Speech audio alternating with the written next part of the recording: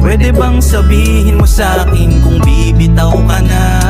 Kwento ng pag-ibig nating dalawa ay magtatapos na ba?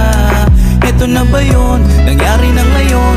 Yung pilit natin na iniiwasan noon. Pareho nating ayaw pero ba't nagkaganon? Humantong pa rin tayo sa ganitong sitwasyon. Pero putang ina, yung pahinga, ako lang ang lumaban, ba't napagod ka? Kaya anong karapatan mong magtanong kung ano ba ang tunay na nangyari sa ating dalawa?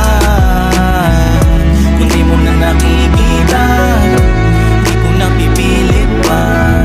Pero matanong lang kita, meron pa bang natitira? Kasi kung wala man ng plano, sasalitang tayo. Paano naman ako? Unti-unti nang nagbago ang mga pangako.